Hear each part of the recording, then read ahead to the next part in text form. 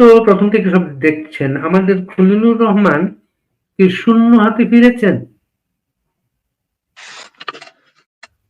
না, প্রথম কথা হচ্ছে যে কলম্বো সিকিউরিটি কনক্লেভ যেটা হয়েছে, সেটাতে যে দেশগুলির অংশগ্রহণ যদি দেখা যায়, তাহলে সেখানে বর্তমানে বাংলাদেশ সরকারের সঙ্গে যাদের প্রায় সকাল বিকেল ওঠা বসা, এই পাকিস্তান ছিল না, এমনকি চীনও নেই। এবং অজিত ডোভালের বক্তব্য থেকে তো পরিষ্কারই যে মানে সমুদ্র পথটা ওপেন রাখা উচিত, মানে ইঙ্গিত তো চীনের দিকে, যেখানে উপস্থিত বাংলাদেশ। এবং এই জোটটায়, যেটা ভারত মহাসাগর ঘিরে আঞ্চলিক যে একটা জোট হচ্ছে, সিকিউরিটি জোট, এবং এই সিকিউরিটি জোটে কিন্তু বাংলাদেশ সামিল হলো, মানে একজন সদস্য রাষ্ট্র হিসেবে। ফলে তাদের কাছে নিশ্চিতভাবে এমন কোন প্রতিশ্রুতি বা কিছু একটা ভারত থেকে তারা পেয়েছেন, যে এই কারণে এতে তারা যোগ দিলেন। এবং যোগ দিলেন শুধু তাই নয়, তাতে এই ধরনের তাদের বর্তমান যারা সখা, দুই সখা, চীন পাকিস্তানকে বাদ দিয়ে এমন একটা জোটে তারা সামিল হতে স্বীকারও করলেন।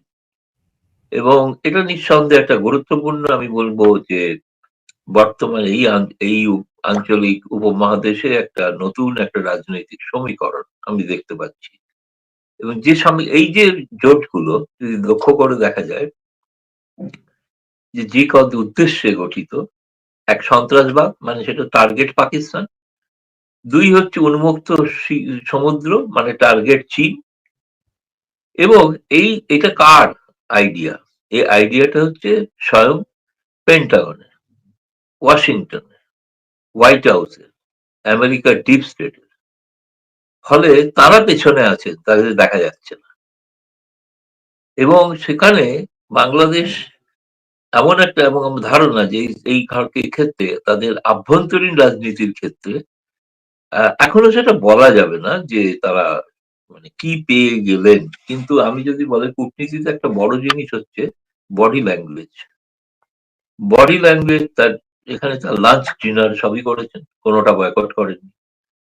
দ্বিতীয়ত, যে হাসি হাসি মুখে ছবি, সহাস্য বদনের ছবি আমরা দেখেছি, এবং তাতে মুখে বেশ প্রশস্তি রয়েছে খলিলুর রহমানের, কোনো উদ্বেগের চিহ্ন নেই। তো নিঃসন্দেহে এটা একটা, আমার ধারণা নিশ্চিতভাবে কি হয়েছে সেটা বলা খুব মুশকিল, কিন্তু তো মানে ওইটা বলা যাবে। জানি না কোনো একদিন প্রেসিডেন্ট ট্রাম্প কিছু একটা বলে বসবেন কিনা, কিন্তু যেরকম তিনি প্রায়শই বলে থাকেন। বলছি, খালি হাতে ফিরেছেন কি ফেরেন, সেটা তখন হয়তো একটা দুয়ে দুয়ে চার করা যেতে পারে। এখন আগাম, মানে সত্যি কথা বলতে গেলে আমি কোনো গুজব নিয়ে কোনো কাজ করতে চাই না। আমি যে বিশ্লেষণটা করছি, সেই বিশ্লেষণটা হচ্ছে কূটনৈতিক, ভূ রাজনৈতিক, যে বর্তমান যে মানে যে আদর্শে বিশ্ব পরিচালিত হতে চায় বা হচ্ছে, সেইটার দিকে নিশ্চিতভাবে এটা একটা, আমি বলবো বাংলাদেশের দিক থেকে একটা নতুন পদক্ষেপ। সেটা হচ্ছে ভারতের সঙ্গে তারা এই সমস্ত বিষয়ে সখ্যতা করলেন এবং মোর্চায় সামিল হলেন। এমনকি এই সিকিউরিটি, একটা কথা বলে শেষ করি, এই সিকিউরিটি ডায়ালগের এই প্রথম একজন মহাসচিব নিয়োগ করা হলো, মানে এটাকে একটা প্রাতিষ্ঠানিক রূপ দেওয়া হলো। এবং সেই মহাসচিব ভারত থেকেই নিযুক্ত হয়েছে, সেটাও সকলে মেনে নিয়েছেন। নতুন সদস্য হিসেবে আরেকটি দেশকে, রাষ্ট্রকে এবার সদস্য পদ দেওয়া হয়েছে, সেটা হচ্ছে সিসিলস বা সিসিলিস বলা হয় যেটা। সেটা একটা গুরুত্বপূর্ণ একটি, মানে প্রবাল দ্বীপে ঘেরা একটা দ্বীপ, কিন্তু স্ট্র্যাটেজিক্যালি খুব ইম্পর্টেন্ট লোকেশন। সম্মেলনটা যেহেতু ভারতে রয়েছে, সেখানে ভারতীয় মহাসচিব হবে, এটি খুব স্বাভাবিক বিষয়। আপনাদের না, ওই যে শূন্য হাতের কথাটা, যেহেতু বাংলাদেশের মিডিয়াতে বিষয়টা এভাবে এসেছে, খলিলুর রহমান দিল্লি যাচ্ছেন শেখ হাসিনার ব্যাপারে এটা অগ্রগতি হবে এমন একটা আশা করা হচ্ছিল। এমনকি কিংস পার্টির কেউ কেউ বলছিল তিনি যাতে সঙ্গে করে শেখ হাসিনাকে নিয়ে আসেন। এই বিষয়টাকে কোনোভাবে আলোচনায় কি এসেছিল? খলিলুর রহমানের কোনো মুভমেন্টে এটা বোঝা যায় না কিন্তু। না, তিনি তো ফিরে গেলেন, তো যাদের নিয়ে সঙ্গে নিয়ে এসেছিলেন তাদের নিয়ে ফিরে গেছেন, সেই দলে কোনো মহিলা ছিলেন না, এটুকু জানি। যাদের নিয়ে ফিরে গেলেন।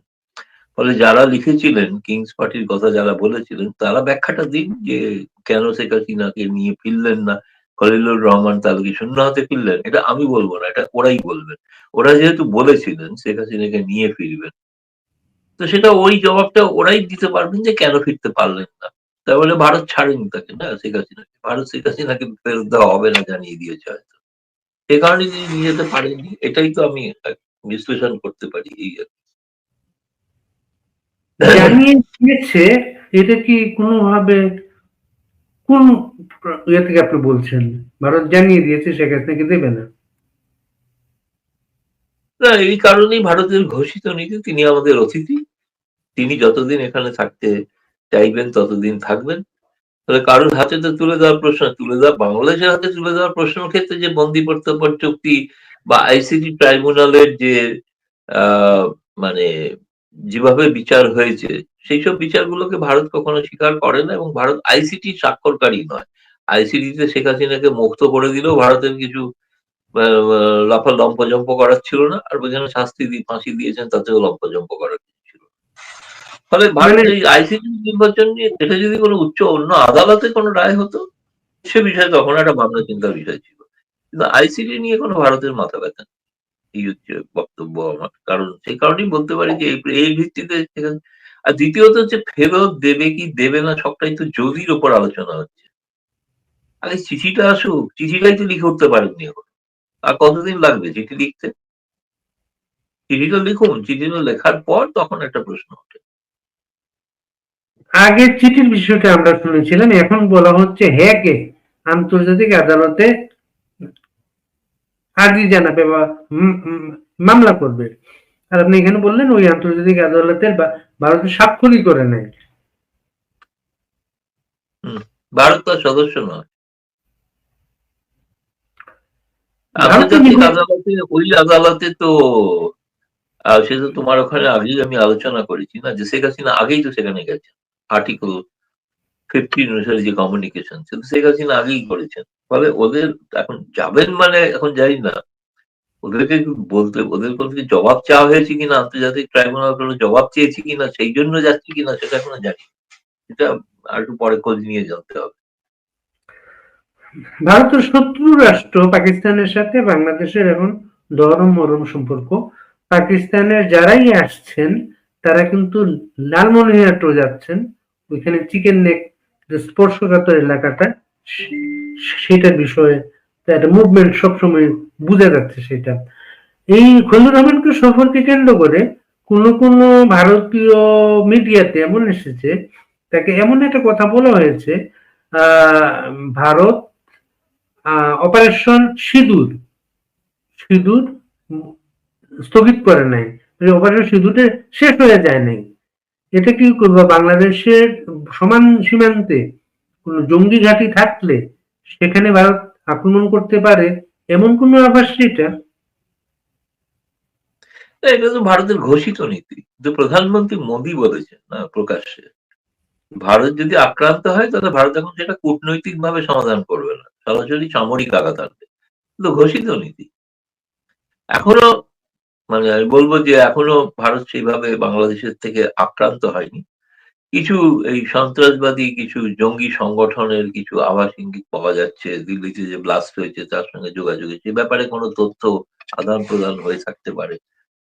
না, তবে এটা আমি শুনেছি বাংলাদেশে যে সমস্ত জঙ্গি শিবির যেটা অতীতেও পাকিস্তানকে দেওয়া হতো, সেরকম একটা জঙ্গি শিবিরের বা জঙ্গিদের কার্যকলাপের একটা বিবরণী যেটাকে বলা হয় এই ভাষায় ডোসিয়ার, আমার ধারণা আমাদের অজিত ডোভাল এরকম একটা ডোসিয়ার খলিলুর রহমানের হাতে দিয়েছে। এটা ভারতীয় মিডিয়াতে এসছে এইভাবে সুনির্দিষ্ট তথ্যগুলো দেওয়া হয়েছে, কোথায় কোথায় জঙ্গি আস্তানাগুলো আছে বাংলাদেশ সীমান্তে এ ব্যাপারে ভারতের অবজারভেশন, এই বিষয়ে সুনির্দিষ্ট তথ্য দেওয়া হয়েছে তাকে। না, সেটা তো ঘটনা, সেটা দেওয়া হয়েছে বলেই তো রিপোর্ট হয়েছে, মানে দেওয়া হয়েছে বলেই তো রিপোর্ট হয়েছে। মেজর অবসরপ্রাপ্ত নাসির নামের একজন ভদ্রলোককে বাংলাদেশ থেকে দিল্লিতে পাঠানো হয়েছিল শেখ হাসিনা বিহীন আওয়ামী লীগের ব্যাপারে ভারতের মনোভাব জানতে। এ ব্যাপারে আপনাদের কিছু তথ্য আছে? না, তথ্য কিছু নেই। তথ্য যেটা আছে যে খুব একটা বিরাট তিনি নানা জায়গায় যে কথা বলতে পেরেছেন এমন নয়। কারণ এই খলিলুর রহমানের সফরটা হওয়ার ফলে সেই আলোচনাগুলো অসমাপ্ত থেকে গেছে। ভবিষ্যতে হয়তো হতে পারে। কিন্তু আমি যেটা জানি যে তারা এটা বুঝেছেন যে শেখ হাসিনাকে বাদ দিয়ে কোনো আওয়ামী লীগের কথা এরকম কোনো মানে ভারতের তরফ থেকে এরকম কোনো সাজেশন কিছু নেই। এরকম কিছু কথা বলা হচ্ছে না। তবে হ্যাঁ, ভবিষ্যতে যদি তারা নির্বাচনে অংশগ্রহণ করতে চান, সেক্ষেত্রে যারা ২য় শ্রেণীর নেতা আছে তাদের বাদ দিয়ে কোনো করা যায় কিনা? সেই ধরনের একটা আওয়ামী লীগ করা যায় কিনা? এসব এই সিদ্ধান্ত শেখ হাসিনা তো নেবেন। এটা ভারত বা বাংলাদেশের যিনি বসে আছেন, বাংলাদেশে যারা প্রকৃত আওয়ামী লীগপন্থী তারা সকলে জেলে। আর এরা আওয়ামী লীগ সব বাইরে ঘুরে বেড়াচ্ছে। তাই না? যেরকম বহু আওয়ামী লীগ এখন তো বিদেশে রয়েছে, মহা আনন্দে রয়েছে। তুমিও আছো, অবশ্য দীর্ঘকাল আছো অস্ট্রেলিয়াতে, ১ম নয়। এরকম বহু লোক বাইরে আছে না? তো সেটা তো একটা ঘটনা। এটা একটা মুভ একটা তরফ থেকে। যে কারণ ওদের দেখাতে হবে গোটা বিশ্বের কাছে যে একটা ইনক্লুসিভ ইলেকশন হচ্ছে। ইনক্লুসিভ ইলেকশনটা আওয়ামী লীগ ছাড়া সম্ভব না। সে কারণেই এটা ওদেরই প্রস্তাব। এটা ইউনূস সরকারেরই প্রস্তাব। সেইটার হয়েই কেউ আসছেন। এটা ইউনূস সরকারের মানে হয়ে আসছেন এই কারণে আমি বলব যে সেই কারণে যেটা তারাই চাইছেন যেমন করে হোক এরকম কিছু লোক তারা নির্বাচনে অংশগ্রহণ করুক। যেরকম ২০২৪ একটা নির্দল প্রার্থী প্রচুর প্রতিদ্বন্দ্বিতা করেছিল আওয়ামী লীগের বিরুদ্ধে। অনেকে জয়ী হয়েছিল। তো সেরকমই একটা প্ল্যান ওরকম একটা হয়তো আছে আরকি। তাহলে হয়তো বলবেন এই তো আমরা এত লোককে নির্বাচনে অংশগ্রহণ করতে দিয়েছি।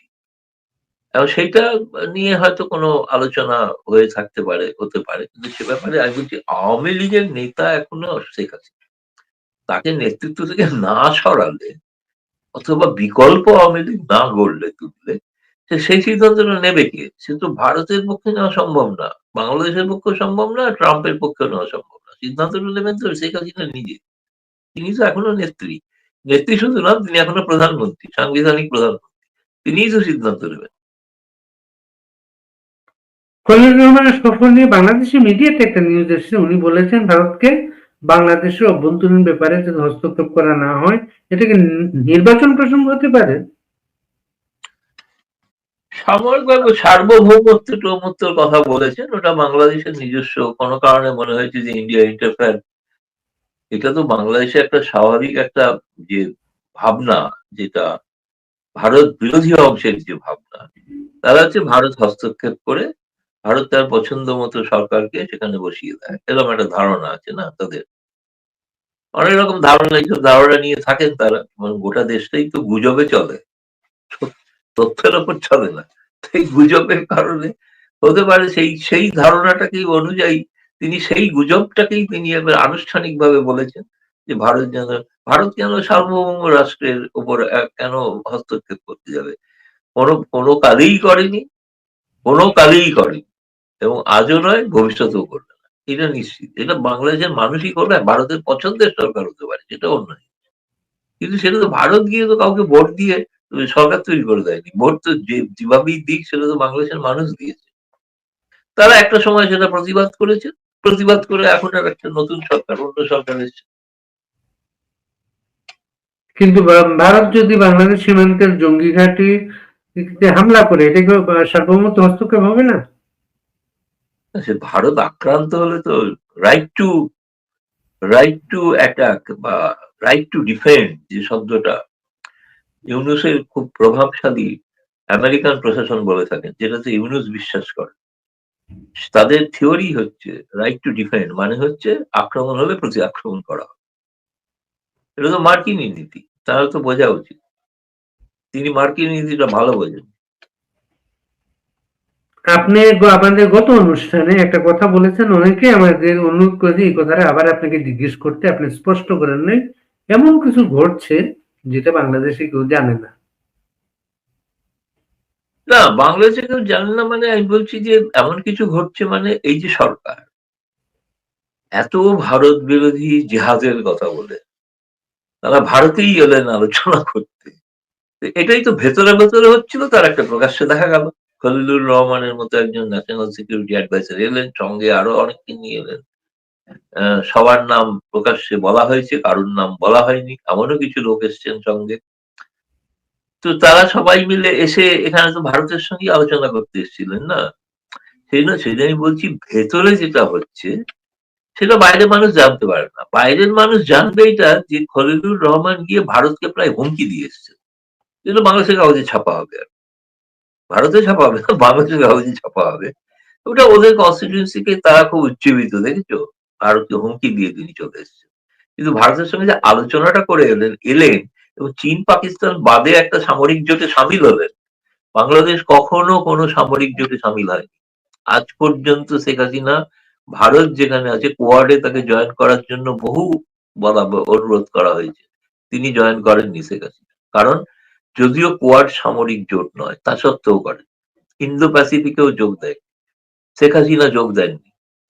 কিন্তু ভারতের নেতৃত্বে একটি জোট তৈরি হচ্ছে, জোটটা হচ্ছে সিকিউরিটি কনক্লেভ। পোশাকি নামটা, সিকিউরিটি শব্দটা তো আছে তাতে, তাতে বাংলাদেশ সামিল, চীন পাকিস্তানকে ছেড়ে। এটা বাংলাদেশের মিডিয়া বা সেই তোমার মতে কিংস পার্টি কিভাবে দেখছে তাদের মন্তব্য শোনার জন্য অপেক্ষায় থাকছি। সেই জন্য বলছিলাম যে ভেতরে ভেতরে যা হয় বাইরে অন্য জিনিস দেখা যায়। এটা পরিষ্কার যে ভারত ছাড়া কোনো কিছুই এক পা এগোনো সম্ভব নয়। সেটাই, সেই কারণেই সেটা ওরা বলবেন না, ওখানে প্রকাশ্যে বলবেন না, ভাষণে অনেক কিছু বলবেন, কিন্তু ওই ভেতরে ভেতরে যে কথাটা বলেছিল, ভেতরে ভেতরে যা হচ্ছিল দেখতেই পেরেছে। চমৎকার লাঞ্চ ডিনার খেয়ে ফেললেন তো ভারতে। তো এখানে কি আপনাদের কি মনে হয় কখনো যে পাকিস্তানের পরামর্শেই ওনারা এখানে গেছেন এই সামরিক জোটের না, তৎপরতা ওই সম্পর্কে না, ওই তথ্য জোটের পাবেন? না, না, জোটের তো প্রস্তাবটা পড়ে দেখো, প্রস্তাবে তো সন্ত্রাসবাদ বিরোধী, র্যাডিকালাইজেশনের বিরোধী, সেই প্রস্তাবে খলিলুর রহমান স্বাক্ষর করেছেন, তাই না? পাকিস্তানের বিরোধী তো এই প্রস্তাবটা। এই প্রস্তাবটা পাকিস্তান এবং চীন বিরোধী প্রস্তাব। এই প্রস্তাবটা আমেরিকার পক্ষের একটা প্রস্তাব হতে পারে। বাংলাদেশ এতে স্বাক্ষর করতে চায় না, এমনও তো বিভিন্ন ভারতীয় মিডিয়াতে আসছিল। না, সে তো শেষ কথা তো, সবটা শেষ হলো তো। এবং যেটা সব ভালো যার শেষ ভালো, শেষ ভালো হলো যে বাংলাদেশ এতে সামিল, এবং এটাতে আমি মনে করি সঠিক সিদ্ধান্ত নিয়েছেন বাংলাদেশ, রেশনাল সিদ্ধান্ত নিয়েছেন, সঠিক সিদ্ধান্ত নিয়েছেন। এবং এ ব্যাপারে কোনো এটা সমালোচনা করার জন্য না। সমালোচনা ওখানে কি কি করবেন না করবেন তারা করবেন, হিজবুত তাহরির বুঝবে, আলবদল বুঝবে, ইনশাআল্লাহ বাংলা বুঝবে, ওরা বুঝবে, এটা ওদের ব্যাপার। কিন্তু ওদের বিরুদ্ধে একটা সিদ্ধান্ত হয়েছে যে চরমপন্থা বিরুদ্ধে এই দেশগুলো একত্রে কাজ করবে।